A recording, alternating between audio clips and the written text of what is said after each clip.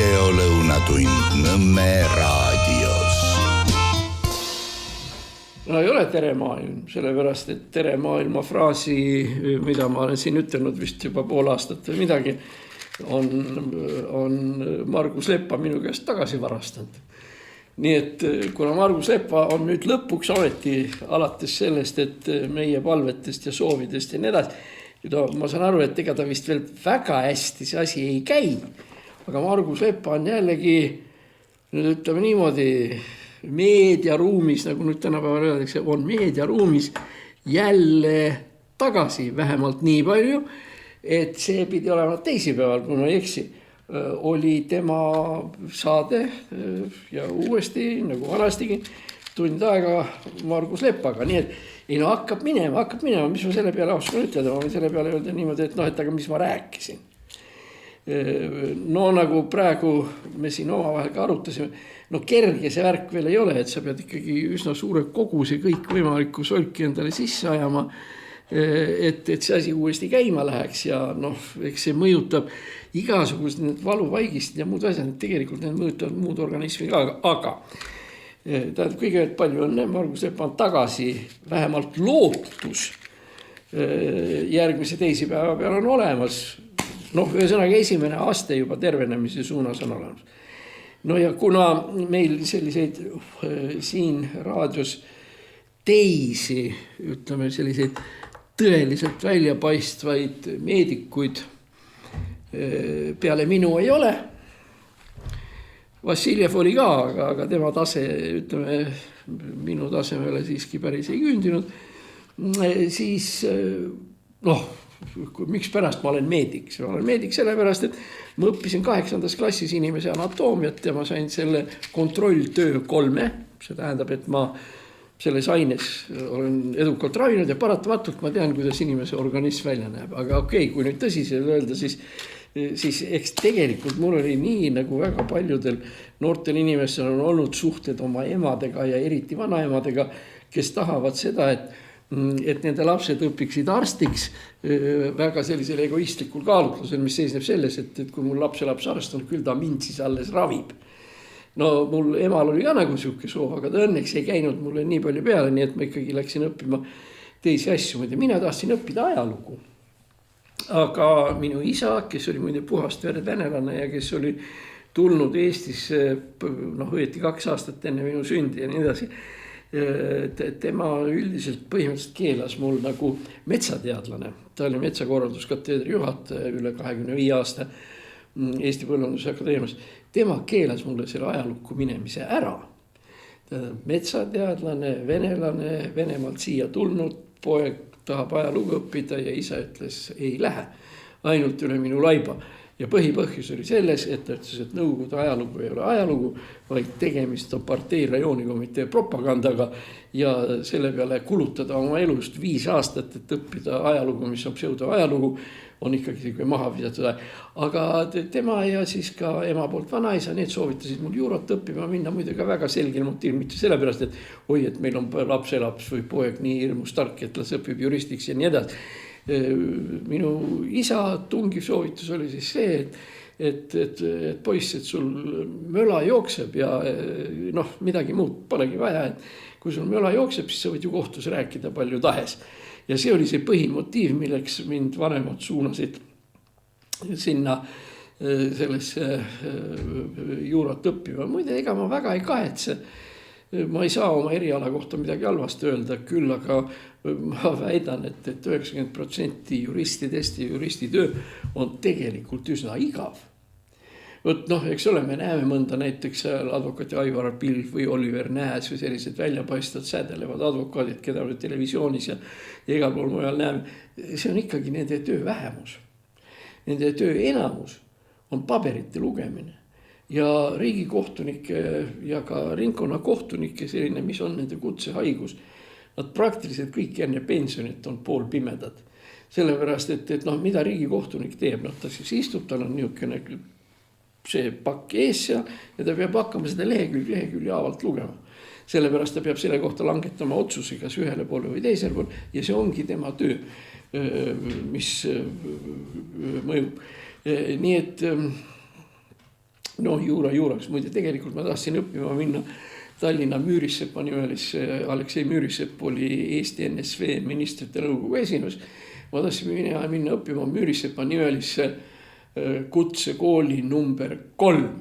See on see, mis on Paldiski tänava otsa juures, ühesõnaga kui siit linna poolt sõita, siis teeb paremat kätt ja seal õues seisis vedur. Mina tahtsin sinna õppima minna, oli selline eriala nagu elektrirongi juhi abi. No see on siis mees number 2 rongis, tähendab vasakut kätt. Ja hakkas juba hästi minema ja nii edasi, kui viimasel hetkel, kuna sealt tahtjaid oli nagu rohkem ja siis tehti asjad uuesti läbi. Ühesõnaga ma ei mäleta, mis asjaoludel, aga ühesõnaga ma olin sunnitud minema teist korda medkomisjoni, arstide komisjoni ja seal praagiti mind välja lihtsalt nägemise pärast. Egas ma neid prille ka pulli pärast, kuigi kusjuures ma pean ütlema, et võrreldes tollega on mul nägemine nagu paremaks läinud, sellepärast, eks ole, see kristall, eks ole, mis selle pildi nagu sisse võtab, selle asend silmas ju muutub. Aga ühesõnaga sellega olid minu vedurijuhi või need unistused lõppenud. Ja ma väidan, kui mu käest küsitakse, et tähendab, et mida see kaheses, juura ja nii oli, mis oli, on seda teist. Aga tähendab ikka nii head ametit, kui on rongijuhi amet, tegelikult teist ei ole. Ja oleks mul ainult vähegi võimalus, ma oleks kas praegugi uuesti sinna tagasi. Aga näed, nii läks, nii et kosmonaudiks ei tahtnud, näitlejaks ka ei tahtnud, millekski televisiooni diktoriks ka ei tahtnud, vedurijuhiks tahtsin ja vedurijuhiks ei saanud. Aga ma arvan, et ma võin täiesti rahulikult ka Nõmme raadios pidada tunniajalise 1,5 tunnise loengu näiteks signalisatsioonisüsteemidest raudtel, mida tähendavad sinised tuled, millised juhul kollased tuled, mida tähendab see plakatikene seal paremat kätt, selle C-tähega ja nii edasi. Lihtsalt on siuke hobi ja nii. Nii, ja kuna miks ma hakkasin sellest rääkima, sest rongijuhist, et vanemad tahtsid, et must saaks arst. Aga nii palju mul siiski sellest arstiasjandusest vanemate poolt siiski kasu on olnud, et tegelikult selliselt, mitte väga tõsiselt, aga sellisel mingil määral abstraktsel tasemel, ma olen selle arstiasjanduse peale mõelnud ja nagu natuke isegi jälginud ja lugenud mingisuguseid mitte raamatuid. Ma olen lugenud arstiteaduslike ajakirju ja eriti üks inglisekeelne ajakiri Ameerikas, mille New England Journal of Medicine, mis tähendab Uus-Inglismaa meditsiini ajakiri. Uus-Inglismaa on kirde USA, seal on palju igasuguseid ülikoole, seal hulgas ka meditsiinilisi ja nii edasi. Ja seda on selles mõttes tore lugeda, et see on selline 200-300-line selline ajakirja purakas, mis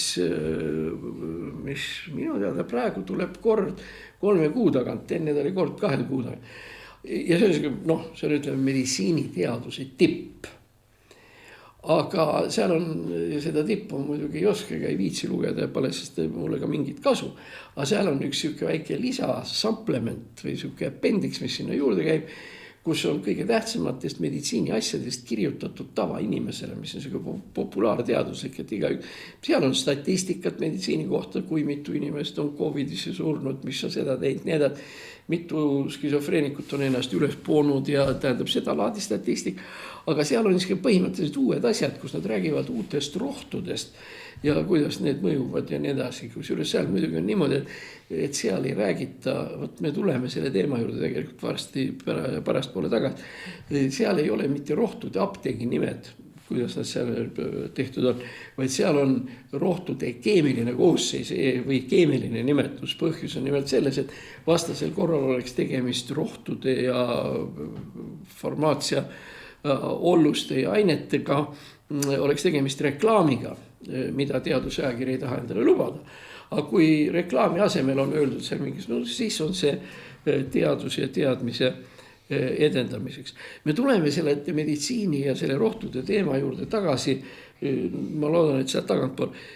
Häda on selles, et kas me tahame või mitte, aga tähendab selline tuntud ühiskonnategelane ja meedia nägu ja nii edasi, nagu Vilja Laanaru Toomast Savisaar avaldas ühe meditsiiniteemalise intervjuu millel on väga karmid tegelikult tagajärjed ja mida ta kategooriliselt teha ei tohi. Tähendab, tegemist on Vilja Toomast Laanaru Savisaare sügava käkiga, aga selle juurde me jõuame natuke hiljem. Nüüd enne kui me edasi lähme selle tänase sisu juurde, siis kõigepealt me kasutame juhust, et ütelda kõigepealt aitäh, sellepärast tänu teie abile ka ja tänu ka teie abile, võib-olla teie abile suures osas eeskätt, on Margus Lepalt tegelikult elu läinud, vähemalt on natukenegi paremaks. Vähemalt nii palju, et natukene juttu ikkagi saab rääkida, mis tähendab seda, et tegelikult mingisugune õiged medikamendid või õiged meetodid on kuidagi nagu kas need terveks nagu ma aru saan, nad ikkagi veel ei tee. Aga võrreldes sellega, mis meil on olnud kogu see senine aeg, on ikkagi samm edasi, sest Margus on nüüd ju meie raadios õnneks tagasi.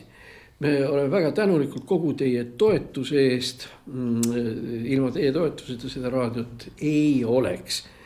Me võiks minna Andres Raidi, Margus Lepaga kuskile põõsa alla niisama üksteist veenma ja rääkima, aga raadiot selles mõttes, et seda kuulavad nagu praegu. Me räägime nädalas, kuulavad 10 000 ja iga päev 2-3 tuhat. Sellisel kujul teda lihtsalt ei oleks.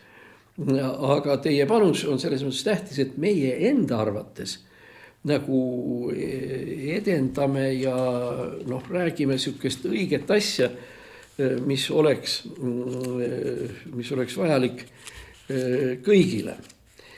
Nii, aga hakkame siis peale selle esimese asjaga, tähendab, millest ma rääkida tahtsin, on see, et juhtus üks huvitav lugu Vene-Ukraina sõjas. Ja see sõja lugu lühidalt öeldes on järgmine. Venelased tegid ettepaneku relvarahu, mitte vaherahu, vaid just relvarahu sõlmimiseks 8. ja 9. mail. Põhjus arusaadav, 9. mai on siis võidupüha paraad. Ja venelased ikkagi tõeliselt õieti Putini inimesena kardab niivõrd kohutavalt, et ta saab selle paraadi ajal raketiga vastu pead, et tema elu tõeliselt läheb ohtu, et seda nüüd kuidagi nagu taandada või seda hirmu natukene ja taandada vähemaks. Nemad tegid siis ettepaneku, et nemad katkestavad kõigepealt ühepoolses korras 8. 9. maiks tulevahetuse ja loodavad, et vastav peegel vastus tuleb siis ka Ukraina poole pealt. Enda arvates see on see, ütleme Putin ja teised sellised seal tema ümber tiirlevad, mööngem bioloogiliselt mitte päris täisväärtuslikud inimesed, olid enda arvates nagu mõttest välja jõle kaval käik on, et 8-9 relvarahu on ikka ilus asi, näitab Venemaa rahusõbralikkust, aga ühtlasi ei pea kartma, mis hakkab juhtuma paraadi ajal Moskvas. Lisaks sellele tähendab nüüd siis tuli kolmapäevase teatega, see on siis eile, et enam-vähem selge, et sellel suurel paraadil ei tule esimest korda välja, mitte esimest, teist korda ei tule välja sõjatehnikat. Et tegelikult kogu paraad on siis jala marssimine, kus juures seal marssimisest jäävad kahe ära mitmesugused asjad. Näiteks kõik võimalikud kadetikorpused, Suvorovi kool, Nahimovi kool, siis ülemnõukogu nimeline sõjainstituut ja mis iganes. Need jäävad ära ja jäävad alles ainult siis mingisugused, nii et igast väeliigist, ütleme seal merevägi ja õhuvägi ja nii edasi, igast ühest neist tuleb siis üks selline kolonni moodi värk või nagu Vene sõjaväes seda nimetas Karobotška ehk siuke karbike, nii nelinurgeline nagu ta on. Ja kõik, mis puudutab sõjaväetehnikat, siis see piirdub sellega, et on üks väike selliste õhuakrobaatide rühm, 5 inimest. 5 inimest ka, aga ütleme 5 lennukit, kes lendavad üle ja siis põhimõtteliselt peaksid siis välja laskma värvilisi aure niimoodi, et noh, taevasse tekib Vene trikoloor, nii nagu seda on enne tehtud. Kuigi enne on seda tehtud ikkagi ka jällegi 10 lennukitega naaga sisse. Nii et ühesõnaga mingisugune kärbitud sõjaväeparaad peaks nagu aset leidma ja selleks, et asi noh, nagu enam-vähem kindel oleks, kuna hirm on praegu venelastel ikkagi nii suur, et lepime siis kokku, pakume rahu ettepaneku või relvarahu ettepaneku ukrainlastele ja kui nad peaksid seda rikkuma, siis nemad nagu justkui on süüdi, et nemad ei taha rahu ja nii edasi. Ja et enda arvates nendel alaväärtuslikel poliitikutel tekkis siuke tunne, et noh, nüüd me panime siis Zelenskile kahvli. Et noh, esiteks ta ei saa meid rünnata, sest me pakume seda relvarahu ja teiseks meie oleme rahu pooldajad, aga mitte Zelenski. Aga asi on selles, et Zelenski ei ole ka papist poiss. Temal oli ka, temal poisid istusid koos, kratsisid kukalt ja käisid välja järgmise käigu. No okei, relvarahu siis relvarahu, aga 5. ja 6. mail. See tähendab 6. mai, see on siis täna, see on siis eile täna ja see rahu hakkab peale kell 00:00 öösel. Praegu me ausalt öeldes väga täpselt ei tea, mis sellest relvarahust siin antud juhul sellest Ukraina omast sai, aga fakt on see, et Putinile pandud kahvel on niisugune, et kui Putin on nõus, kui Putin teeb ettepaneku, et me teeme 2 päeva relvarahu 8.9, siis võib alati sellele vastata, et no aga miks 2 päeva, miks me ei võiks teha relvarahu 10, 20, 30 päeva, miks me ei võiks kehtestada relvarahu terveks kuuks ajaks ja nii edasi, et rahu tõeliselt pidama jääks.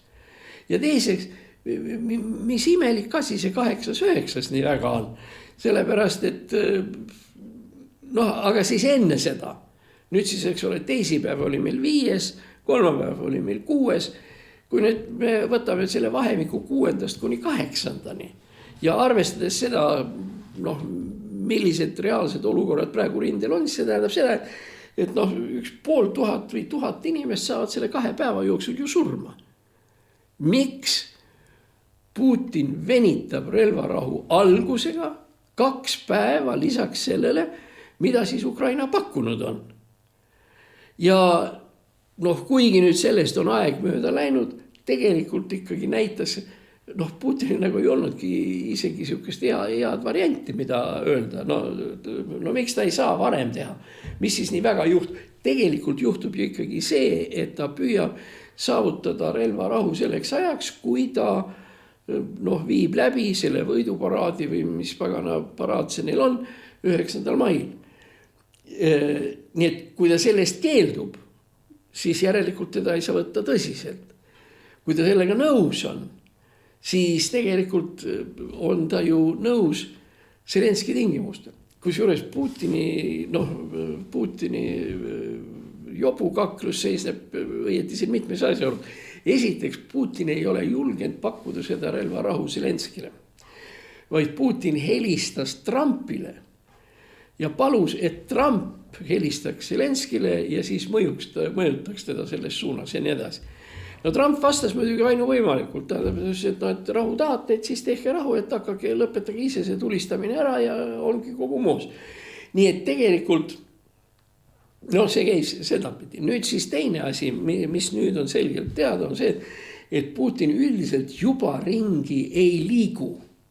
Tähendab, ei autodega millegi muuga, vaid tegemist on teatava, kas Novo-Karjovos või kuskil seal nendes vanas presidentide villades, sinna on siis kaevatud keldrid ja Putin põhiliselt elab ja toimib ja nii edasi keldrites, mida on tal siis juba teadaolevalt 3 tükki, tähendab, üks on Valdais, teine on Krimmis, Kilinšek ja 3. on siis seal Moskva külje all.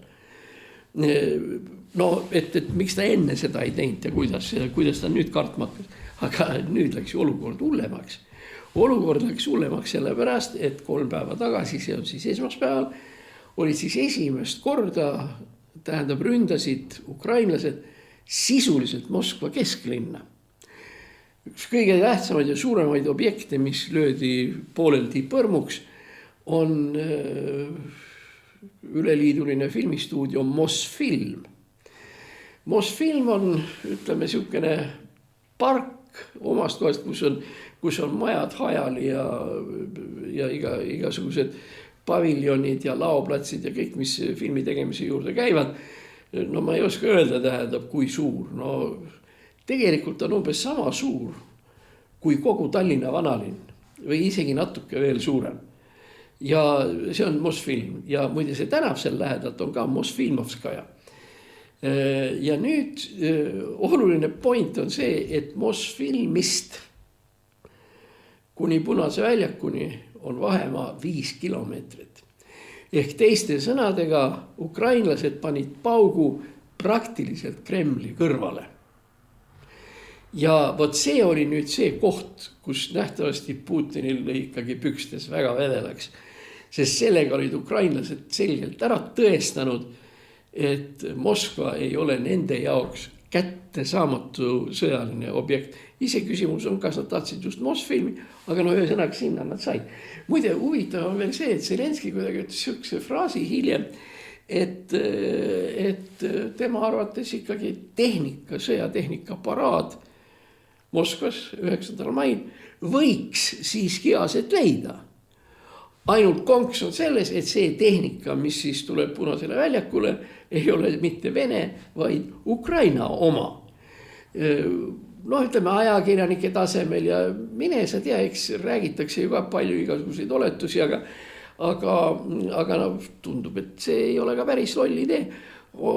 Idee sellest, et Ukraina need droonid, bespilotnikud ja nii edasi võiksid lennata üle Punase väljaku. Kusjuures, no kui arvestada, et need droonid on muutuva kiirusega, kui nad 1000 kilomeetrit tunnis lendavad kuni Moskvani, siis nad seal eespool võtavad kiiruse alla 200-250 kilomeetri peale tunnis. Ja kui nad võtavad selle asja nii madalale, nagu ütleme umbes 1 kilomeeter, see on siis nii kõrgel, kui te näete lennukit Tallinnas. Kui lennuk lendab Tallinna lennujaamast välja, siis kilomeetri peal, ütleme siin Mustamäe koha peal, ongi enam-vähem 1 kilomeetri küll. Et no see oleks ka siuke äge värk. Nii et ega nüüd väga hästi ei teagi, mis see täpselt juhtuma hakkab, aga ainult asi, mis ma siia veel juurde tahaksin lisada, on see, ei maksa unustada seda, et Zelenski on A. näitleja, B. Zelenski on koomik, kes mõnikord väga hästi tunnetab nagu see, mis teatri keeles öeldakse mise-en-scène'i, et tähendab, kuidas need asjad kõik omavahel seal on. Nii et ma arvan, et seda, mida teha venelastega ja kas teha, siin ei ole küll Zelenski mingisugust nõuannet vaja. Arvestades tema näitleja lavastaja kogemusi, ma arvan, et ta vaatab neid asju. Nüüd, mis puudutab üldse viimasel ajal, mis Venemaal juhtub, ma lihtsalt võtsin üles või kirjutasin endale üles. Need kohad, mida on siis möödunud pühapäevas, see on kolmapäev, neljapäev, 4 päeva jooksul pommitatud ukrainlaste poolt. Ja hakkame siis peale. Need on linnad, mida venelased pommitasid. Iževsk, Perm, Tuapse, Tšeboksar. Tšeboksar on väga tähtis, seal on üks kõige suuremaid naftavõtmistehasid. Voronezh, Jekaterinburg, endine Sverdlovsk, siis Moskva, see on siis Mosfilm ja teine pauk tuli ühte metroojaama, mille nimi on Prossojuznaja. See on see, kus ütleme need Eesti filosoofid ja ühiskonnateadlased, kes õppisid nendel aegad. Prossojuznaja metroojaama juures on just ühiskonnateadusliku kirjanduse raamatukogu. Muide, 2 aastat tagasi põles maha. Sverdlovsk, Nižni Tagil, Ust-Luga, Orenburg. Perm oli muide juba. Orenburg, Samara, endine Kuibošev, Kazan, Tatari ja NSV pealinn, Orsk, Tšeljabinsk, tankitehased, Tšeljabinsk, Brjansk, nii, siis Nižnekamsk, ka masinahitustehas, Ufa, Orsk, Sevastopol, Musta mere laevastikubaas, Orenburg, Oriol, Tambov, no ja mõned siin veel. Õige, meelest läks ära, ma praegu kirja siia, Sankt-Peterburg. Sinna on ka pommid tulnud. Nii et need on need kohad ainult, mis on saanud pihta selle viimase 4 päeva jooksul. No ja läheme siis siit edasi. No mis on siit nüüd järeldused? Üks asi, mida Zelenski ja ukrainlased peavad teadma ja arvestama, seisneb selles, et kui kõiki neid linnu hakata nüüd õhukaitsega kaitsma, no ühesõnaga, elu näitab, et sinna on paugud ära tulnud ja sealne õhukaitse tegelikult ei ole eriti midagi väärt. Ja nüüd tegelikult, mis on teada ja seda siis me teame Saksamaa ja USA ja Prantsuse luurest ja Inglise analüütikutest, Briti salateenistus on see, et suurem sats igasugust PVO-d ehk õhukaitset on venelaste poolt talitud Moskva ümber. Ehk teiste sõnadega kõik need ülejäänud linnad, mida on kohutavalt palju. No siis tagantpoolt veel Krasnojarsk ja Komsomolska muuri ääres, mis on kapitaalsed sõjatehased ja nii edasi.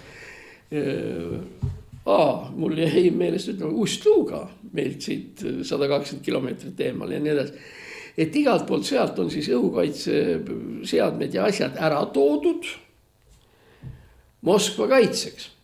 Kusjuures isegi mitte niivõrd Moskva, kuivõrd Moskva teatud osade kaitseks, kus Putin teoreetiliselt võib olla. Ehk tegelikult meil on siis tegemist riigiga, kus kogu sõjaline defensiivne võimekus on toodud üle väga väiksele territooriumile. Mis tähendab seda, et 9. mail on kogu ülejäänud Venemaa ju tegelikult kaitsetu. Ja kui nüüd Zelenski kindralid ja väeülemad arvavad, et see on nüüd hea aeg kuskile mingisugusele suurele tehasele või sõjaväe objektile ja nii edasi paukan, 9. mai on selles mõttes kuldne, sellepärast et kõik need kaitsed on ära toodud. Pluss muidugi, eks tuleb möönda, et Putin ikkagi ei saa veel pärast seda rahulikult magada sellisel põhjusel, et need linnad, kõik mis ma siin praegu nimetasin, need ei ole mitte need ainult, mida rünnati, vaid need on ka need linnad, millele tegelikult saadi ka pihta. Nii. Nüüd probleem on venelastel nüüd jällegi laevadega. 2 laeva lasti ukrainlaste poolt sandiks ja lastakse edaspidi veel, sellepärast tegemist on nende Vene teraviljalaevadega, kes viivad välja Ukraina käest varastatud teravilja. Üks sellistest laevadest on jõudnud Haifa sadamasse Iisraelis ja kogu meie sümpaatia juures Iisraeli vastu tegelikult me peame möönma, et antud juhul seda teravilja Iisrael lihtsalt varastab. Sellepärast, et see teravili on Ukraina oma, laevad on Vene omad ja need veavad seda Haifasse ja Haifas laaditakse nad tühjaks ja nii edasi, nii edasi. Nii et nii хорошо, võt see asi kasutades juudikeelset väljendit, see asi ei ole košer mitte ühestki kandist. Teisest küljest jällegi, eks Ukraina suhe on ju ka niimoodi, et olgu selle Iisraeliga, kuidas on ja las ta siis varastab natukene, sest põhimõtteliselt Ukraina ja Iisrael suhtuvad teineteisesse sümpaatiaga. Ja kui ongi midagi, on halvasti ja siis võib-olla ukrainlased teevad neile häbi, et ärge enam nii tehke. Seda enam, et enamus nendest laevadest, mis veel teoreetiliselt võiksid hakata Ukraina vilja vedama, lihtsalt lastakse põhja. Nüüd me natuke rääkisime ka sellest nafta asjadest ja siin ma tuletan meelde ühte väga olulist asjaolu, et see fakt, et mingisugune asi saadakse maalt kätte ja et see on nafta, ei tähenda seda, et Venemaa sellest nüüd midagi väga oluliselt võidab. Sellisel põhjusel, et venelastel ei ole nagu väga hästi ühtegi turgu, kuhu seda müüa. No müüa saab tegelikult Hiinasse, aga Hiina puhul jällegi ütleme selle Brenti, ütleme niimoodi, Brent, mis on Lääne-Euroopa ja Rotterdami sadama nafta, maksab praegu kuskil umbes 110-120 euri barrel ehk tünn ehk pütt, mida see barrel tähendab. Hind on kõrge, ongi kõrge, aga põhjus on arusaadav, see kuulus Hormuzi väina probleem on ikkagi nii tõsine, see tähendab seda, et sealt alt läbi Hormuzi väina tegelikult vajalikus koguses naftat ei tule ja isegi vahepeal, kui tuleb, siis see hirm, et see nafta kogus muutub väikseks, on nii suur, et on läinud 110-120 barreli peal, dollari peal. Selle nafta mark on siis Brent. No Brentiga on ju värk, et suures osas seda suudab toota ka USA. Nii et ühesõnaga, see hinnahüppe ei ole eriti suur. Aga siin me peame jällegi teadma, et hea küll seal Hormuzi väin ja nii edasi, et mis meie siin Eestis, et kuidas meie tajume seda hinda või mismoodi. Võt asi ongi selles, et see, mida me tarbime, olgu siis Alexela või Olerex või Circle K, kes iganes, see on nafta saadus, aga mitte nafta ise. Ja kui naftal endal midagi hinnaga juhtub, siis enne kui see jõuab meie bensujaamadesse, läheb aega ja võib juhtuda isegi niimoodi, et see, mis bensujaama tuleb, ühesõnaga see hinnahüppe Eestisse üldse kunagi ei jõua. Seal on ka mitmeid põhjuseid, aga ma lihtsalt tahan öelda seda, et kui te kuulete neid nafta hindu, kommentaatorid raadios räägivad ja kõik, ma tahaks tähelepanu juhtida see, et tegelikult küsimus ei ole mitte naftas, vaid küsimus on nafta toodetes. Ja tegemist on 3 tootega, mille hind, kuidas öelda, kujuneb turul ja nafta pakkumisega, aga nafta pakkumine iseenesest veel tegelikult midagi muud. Tähendab, esimene asi, mis naftast saadakse, mis on ka meile tähtis, on masuut. Masuut on laevakütus. Masuudiga sõidavad kõik võimalikud tankerid, mitte tankerid ja teatud osa sõjalaevu ja igasugust muid sedamoodi asju. Nii et siis ütleme see, mis on kallis nafta, masuudina on odavam. Teine kütus, mis meieni jõuab ja mida ka autojuhid tunda saavad, on diislikütus. Diislikütus, kui masuut on laevakütus, siis diisel on traktorikütus. Pluss muidugi teatud osa autosid sealhulgas ja nii edasi. Aga see on jällegi see koht, et meil on toornafta hind, aga siis kui ta müügiks läheb diisli nagu kuskil, siis peab hind turule rohkem vastu tulema. Nafta otseselt, ta tuleb turule vastu, aga mitte, ühesõnaga ta tuleb läbi nende vahetoodete masuut. Ja kolmas oluline asjandus, mida naftast saab, on bensiin. Bensiin on kõige kergem ja kõige vedelam ja nii edasi ja bensiin iseenesest on kõige pealt ja eeskätt mootorikütus. Nii et ja jällegi, eks ole, otsene nafta ja bensiin, seos on olemas, aga mitte ühemõtteline. Niisiis meil on, eks ole, masuut on laevadele, diisel on traktoritele, bensiin on autodele. Ja selle tulemusena on see otsene nafta hind, tähendab see, mis sealt alt maast tuleb, see must ja haisev, on midagi muud. Muide, nafta otseses võttes muide ei olegi kütusena kasutatav, ta ei põle. See oli muide Nõukogude tankide väga suur eelis. teise maailmasõja kõigi teiste riikide tankidest. Nõukogude tankid sõitsid diisliga ja Lääne-Euroopa ja teised sealhulgas ka Hitleri tankid sõitsid bensiiniga. Ja kas minna üle diisli tootmisele, see oli riskantne. 35. aastal veel keegi ei teadnud, mida teha. Siis on see klassikaline lugu, kus Stalin ja Vorošilov ja nii edasi läksid Kubinkasse, mis on üks tähtsamaid Vene tankipolügoone. Ja neil oli selgeks tehtud, kui tähtis see on ja see üleminek diisli. Ja Stalini ette pandi siis sinna eemal, pandi 2 veeämbrit. Ühte pandi diisel ja teise pandi bensiin. Isegi mitte terve, vaid veerandik bensiini. See bensiin, mis seal oli, sinna visati tuletungal või tikud või midagi visati sisse ja bensiin läks üles, nagu me teame. Ja siis visati see sama tulelont ja nii edasi diiselkütuse sisse ja see kustus ära, sest ta ei läinud lihtsalt põlema. Võt selles mõttes ongi, kui me sellest praegu räägime, et võt, miks seda kütust ei kasutata siin, seal ja nii edasi, nendel on väga erinevad omadused. Ja vastavalt nendele erinevatele omadustele siis ka on nende tooted ja hinnad nii edasi. Nii, 9. mai demonstratsioonist me rääkisime, Masuudist me rääkisime ka. Nüüd siis suur geopoliitika rahvusvaheliste suhete spetsialist Putin, kes on need tema liitlased,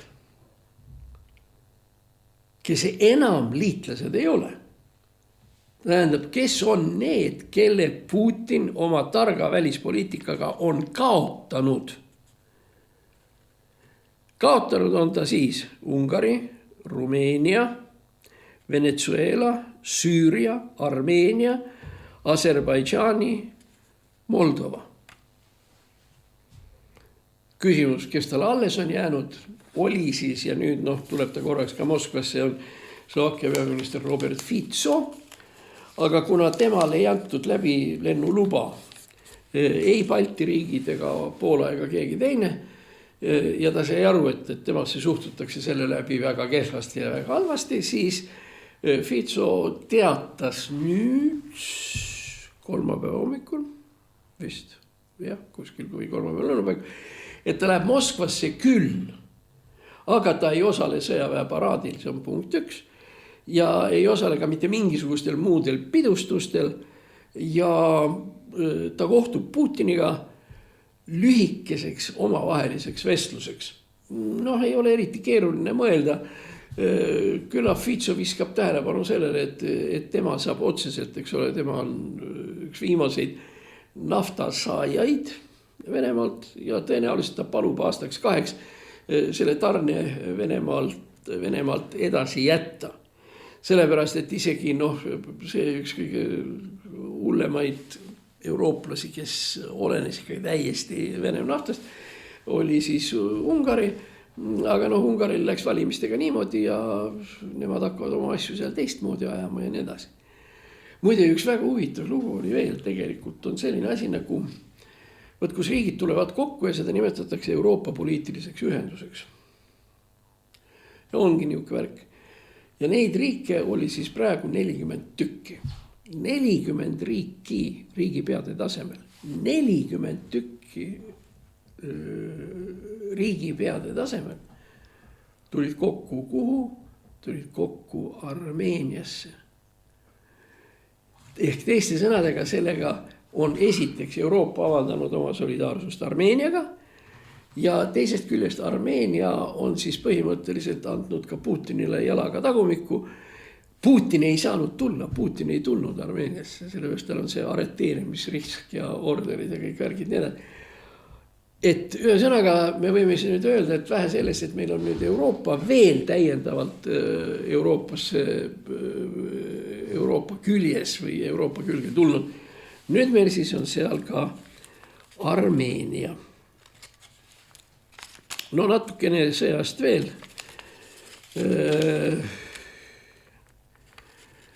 Venemaa 20. motolaskur diviis. Diviis koosneb 3 polgust ja see on kuskil kuni 3000 meest umbes. Diviis on siis rohkem, 3 korda rohkem. Ühesõnaga 20. motolaskur diviisist ehk jalaväe diviisist läks 1 polk Ukrainasse minema. Lihtsalt. Jalad selga, seljakotid kätte ja muudkui. Kusjuures pull on veel see, et nad läksid minema, vähemalt praeguse seisuga on see asi veel on eriti kole, et nad ei andnud alla, nad ei läinud nagu ütleme Ukraina sõjaväe koosseisu, no küllap nad lähevad muidugi. Nad lihtsalt vaatasid, et seal kedagi ei ole ja polk jalutas minema. Seal mõned numbrid, mis seal on, oli siis nende polgu hulgas oli 850 inimest, olid lepingulised sõdurid, auastmelt 6 majorit, 8 alampolkovnikut, kes täiega minema panid. Sorry, ma ütlesin liiga suure numbri. Või siis ei läinud polk tervikuna. Ühesõnaga, nad ise andsid, need, kes minema panid, andsid Ukraina televisioonile pressikonverentsi ja ütlesid, neid on kokku 1800 inimest. No, pole ka. Nii et niisugune värk. Kusjuures enne seda tähendab, kui nad minema panid ja neil seal vastas olid ikkagi mingisugused ukrainlased, kes nendega sõdisid, nad kuskil 3 või 4 tundi 1800 matsi istusid põõsastes või olid pikali maas, nad ei tulistanud ja nii edasi, aga nad ei tahtnud tule alla sattuda. No üldiselt seda, et väeosa tervikuna paneb minema, no kurat, sihukest asja ikka väga tihti ei juhtu. Võib-olla viimane kord, mis mulle meelde tuleb, aga küllap neid on olnud, on ütleme Vlassovi sõdurid. Ja siis nad natuke jutustasid oma elust seal televisioonis, millest võib-olla kõige huvitavamad episoodid sellest polgust, kes Ukrainasse minema põrutas, oli see, et olukord on selline, kus sõdurid ise oma raha eest ostavad laskemoona. Mürske, padruneid, ükskõik mida, sellepärast, et neile ei anta.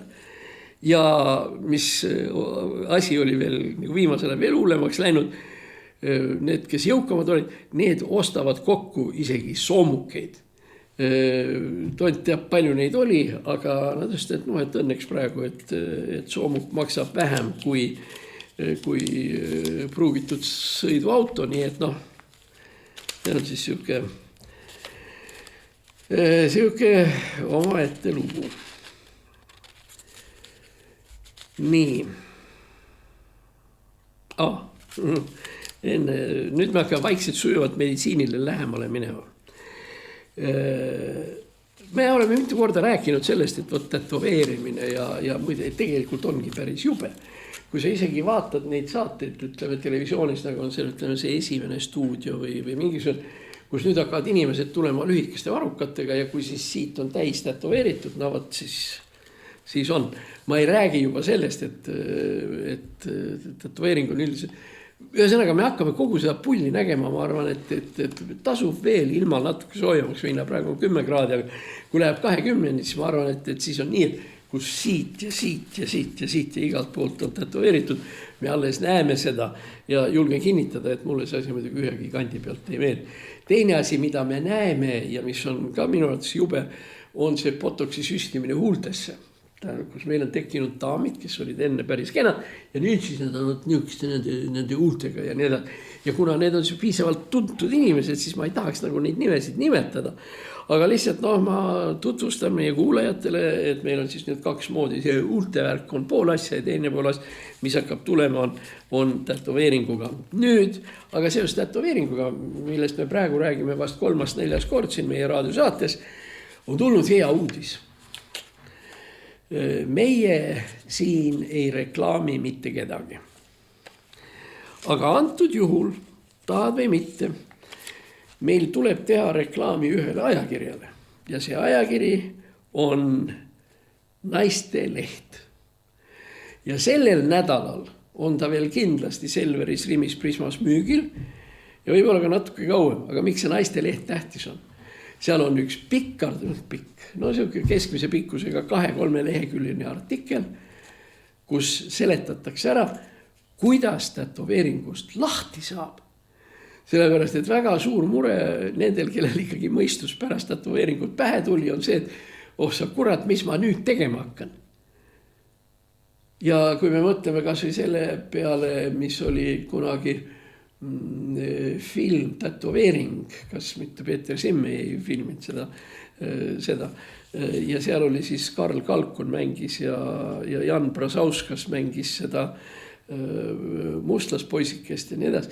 Ja hirmsasti armunud peategelane, keda mängis Arvo Kukumägi, see laseb mustlastüdruku pärast endale siia linnu joonistada ja siis kui ta koju läheb ja siis see tema isa, politseinik, keda Karl Kalkun mängib, ütleb ja nüüd on siis nahk raisus. Ja sellest ei saa enne lahti, kui sulle kirstukavas peale lüüakse. See on see fraas seal. Nii. Ja selle filmi nimi, see oli 3 osast koosnev filmi kassett, mille nimi oli Karikakra-mäng. Simm. Ma arvan, et oli Simm, ma ei ole kindel, tähtis pole see, tähtis on see, et pannakse peale see tee mulle lind, ja siis tegi. Et nüüd kas ikka lüüakse kirstukaas peale või jääb ära või mis siis sündima hakkab. Tähendab, kui te nüüd loete naiste lehte, mina üldiselt ei osta neid ajakirju, mul on rahast kahju, aga ma loen need küllaltki tähelepanelikult alati Selveris läbi, sellest seal on siis öeldud hea uudis, ühesõnaga need, kellel tätoveering on palju õnne, kui see teile meeldib ja kui see teile ei meeldi, siis lugege praegust naiste lehte. Kusjuures seal on tegelikult ka ära seletatud, kuidas see värk käib, et see võetakse välja laseriga, kusjuures väga väikeste laseriimpulssidega, mille tõttu siis see pealmine naha, see sarvkiht, ta koorub nagu mingil määral maha, siis tehakse uuesti teist ja 3. korda ja lõpuks ta tegelikult kaobki täiesti ära. Muidugi seal Peeter Simmi filmis ei saanud laserit kasutada, sellepärast et Peeter Simmi filmist kuni laseri leiutamiseni läks veel 60 aastat aega ja enne kui laserit hakati nüüd tätoveeringuks kasutada. Aga jällegi üks asi, mida ma olen öelnud alati, ütlen nüüd ja see igasuguste selliste meditsiiniliste ja poolmeditsiiniliste hookuspookuste puhul tuleb silmas pidada see, et tegemist on teatavate professionaalsete asjadega ja kui nüüd enam-vähem on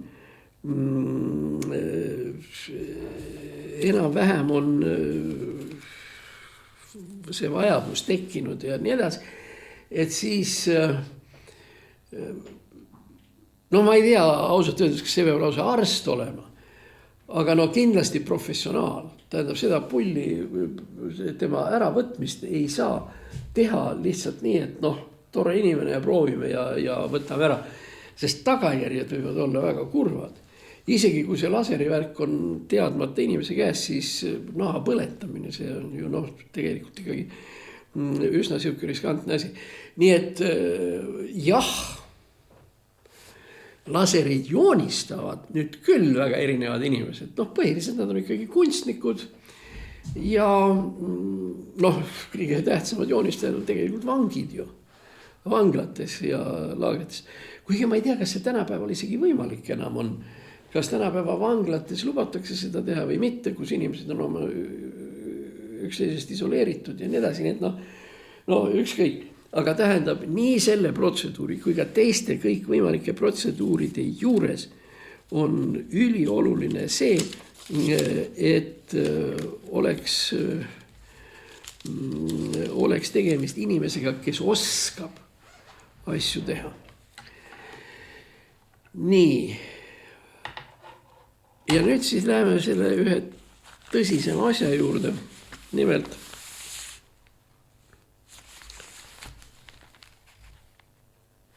see oli nüüd 30. aprillil. Õhtulehes ilmus üks väga karm intervjuu,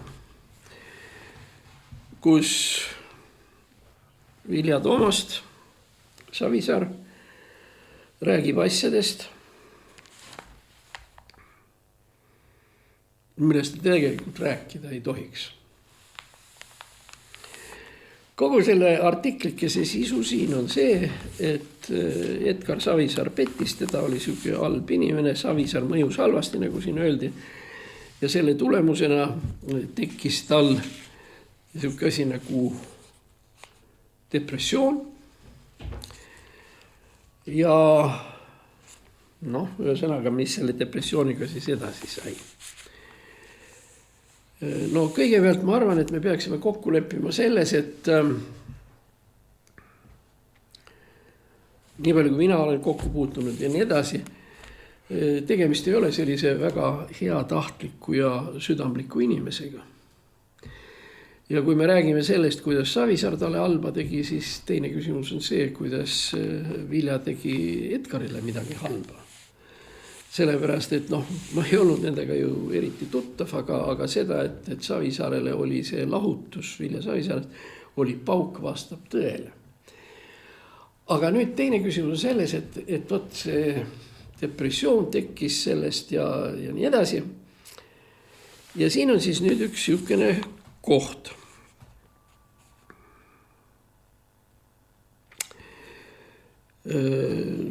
Tundes, et tal on depressioon, aga mitte teades seda, leidis Vilja üles arsti, kellega nad leppisid kokku, et Viljale kirjutatakse antidepressandid välja küll, aga mitte tema nimel.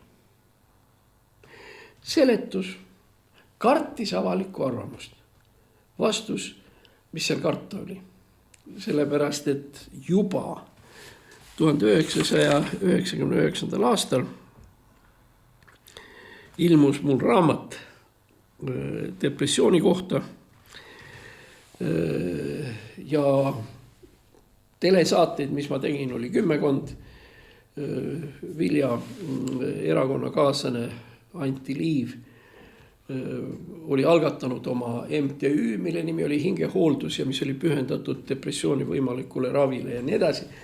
Nii et see lause, et võtta nüüd ei julgenud ütelda, et tal on depressioon, jällegi, mida seal karta oli?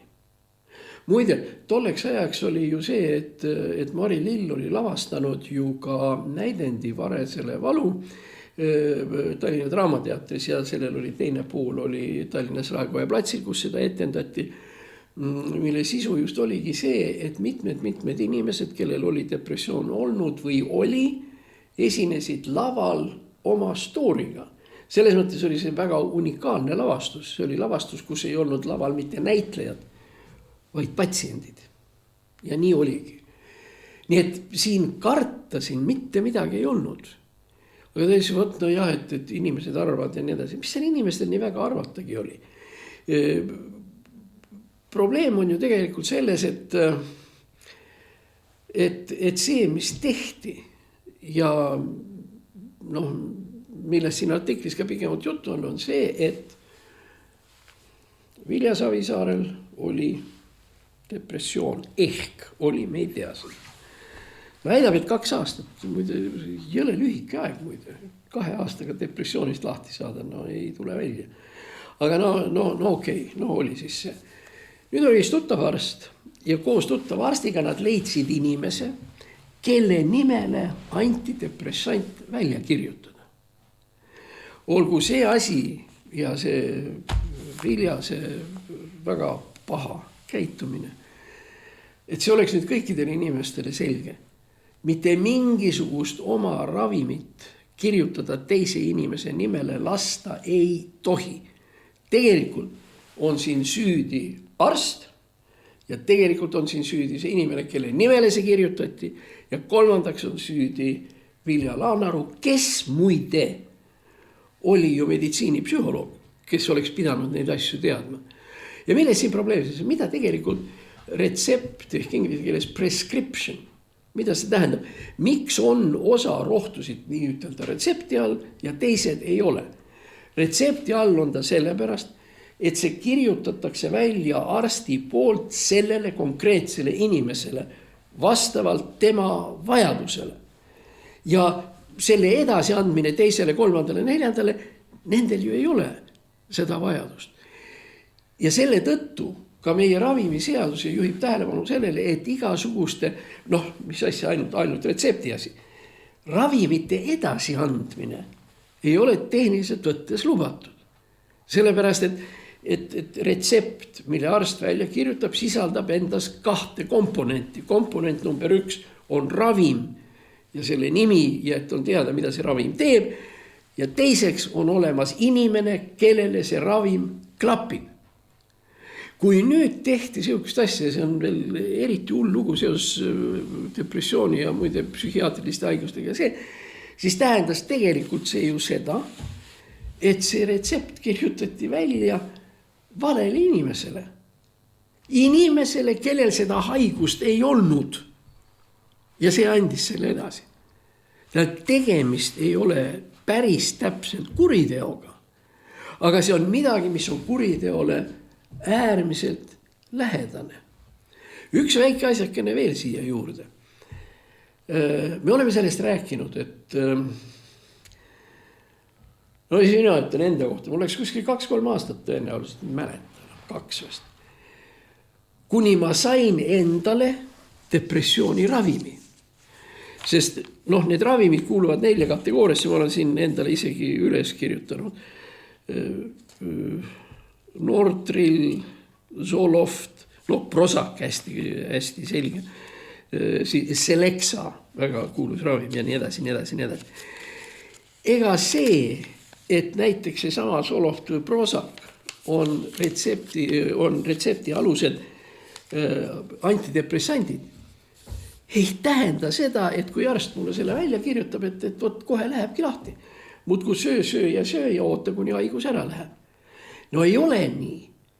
Ma arvan, et need inimesed, kes on tõsised arstid, mitte nagu see siin oli, mõtle tema nime, me ei teagi, kes ta on, aga hea küll. Ühesõnaga, ma saan oma selle, solpademiini või ükskõik mis asja, ma saan selle kätte, ma hakkan närima, ma närin aastaga. Midagi ei juhtu. Ei mõju. Sest depressiooni puhul on kõige tähtsam asi see, et leitakse õige ravim. Ja minu jaoks, ma kujutan ette, ma ei mäletan, aga kuskil 3-4 tükki, enne võtad 6 aega seda, siis võtad 6 aega toda, siis hakkad võtma teda 3. ja jällegi too ei aita, aga võtab kõhu lahti ja kõik valutab ja nii edasi, nii edasi. Kellelgi on see, et ta viib vererõhu üles ja see kõik ei toimi. Ma arvan, et ma ei eksi väga oluliselt, kui ma ütlen, et maailmas on praegu käibel 100 antidepressanti. Ja nüüd üles leida see 1 või 2 või 3, see võtab aega. Ja kui ütleme, kui nüüd see sama arst kirjutab välja valele inimesele kõhu lahtisti, okei. Ostad endale pakki ajalehti enne kui istuma lähed ja istud ja siis kõhu lahtisti töötab. See ei ole ju teab kui hirmus. Aga väga hirmus on see, kui minnakse nii peene asja kallale, nagu on seda aju ja kõik see siin. Jah, me teame küll, millest keemiliselt depressioon tekib, see on serotoniini puudus ja me teame, kuidas need asjad töötavad. Nii et, aga kuni tänase päevani, püha jumal, me ei tea isegi nii lihtsalt asja, millest depressioon tekib. Okei, ma tean ka, et ütleme seal päritav ema ja värgid, aga see ei ole veel mehhanism. See veel ei näita, tähendab, kuidas see asi käib. Ja kujutagi nüüd endale ette, et tähendab olukorras, kus meil on terve rida kõikvõimalikke olulisi ja tõeliselt efektiivseid ravimeid, on meil üks süüdimatu kamp 3, see on Vilja, arst ja keegi teine fiktiiv, meil on mingisugune süüdimatu 3 musketäri, kes lihtsalt lasevad igasugustel ravimitel käia. Ma ei räägi sellest, et muide see trikk tegelikult mõjutab natukene kindlasti ka narkoturgu. Siin vist nähtavasti seda ei olnud. Narkootikum midagi välja kirjutanud. morfiini võib välja kirjutada inimesele, kes heitleb valude käes ja noh, sageli on just surma ääre peal ja nii edasi. Aga isegi see valude värk ei tähenda seda, et sa saad selle morfiini kätte. Ühesõnaga, inimkond on jõudnud järeldusele, et kõik võimalikke asju ja kõike saab teha ja inimesele saab kõiki asju sisse surada, aga see ei tähenda seda, et seda tehakse nii süüdimatult, nagu siin selles asjas on. Ja võib-olla, hea küll, ma lõpetan veel ühe väikse aega, et isegi peaaegu ei ole.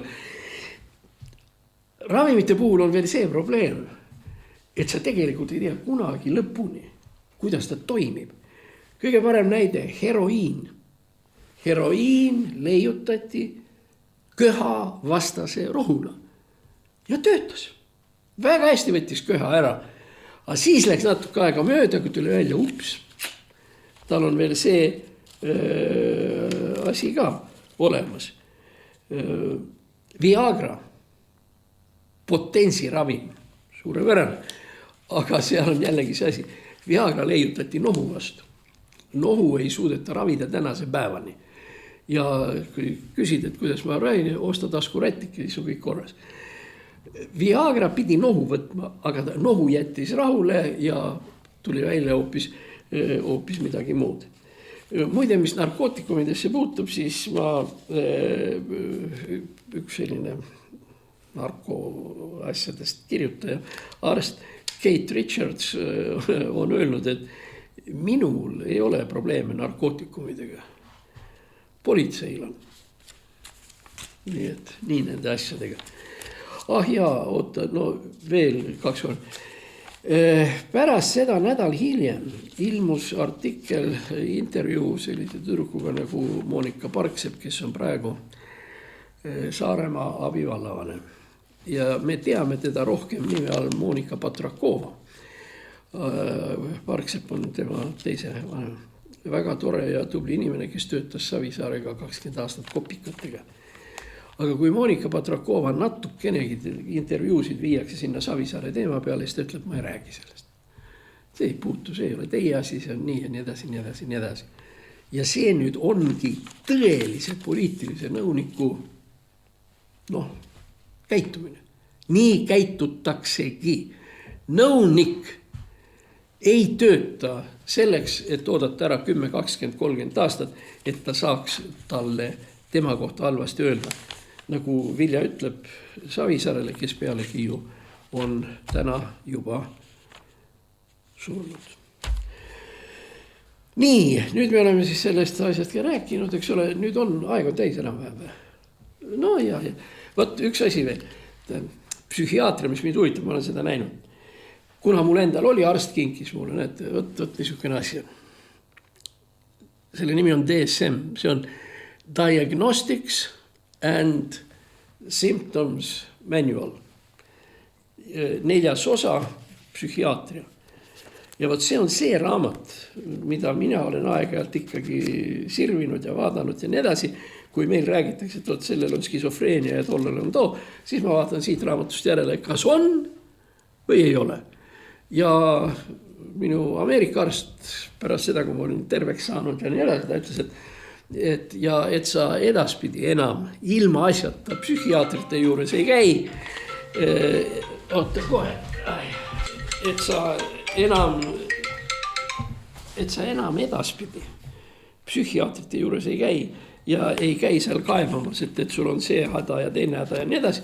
Võta see raamat, pane taskusse ja kui tunned, et tuleb hirmus uni või hirm tuleb peale või on siuke tunne, et politsei mind jälitab või midagi niisugust, võta siit raamatust, siis sa täpselt teada, mis siin sees on ja kas sul on midagi häda või ei ole. Ja 9 juhul 10, miks ta selle raamatu annab, on see, et inimestel need depressioonid värgid ei pruugi üldse vastata tõele. See on seesama, Vilja lugu, eks ole, 2 aastat. Ei tea, mina ütleksin, et sinna läheb ikka oluliselt rohkem aega. Aga selle asja me rääkisime ära, näed, telefon ka pläriseb juba ja seal kaugel me siis oleme. Järgmine neljapäev siis jälle, vaadati, siuke pakk teemasid on meil täna läbi käidud. Ja siis tahaksin tänada kõiki toetajaid veel kord. Muide põhimõtteliselt meil pole ka vastaste vastu mitte midagi, sellepärast et kõik vastased, kes meil on, me purustame nad oma argumentidega. Nägemist.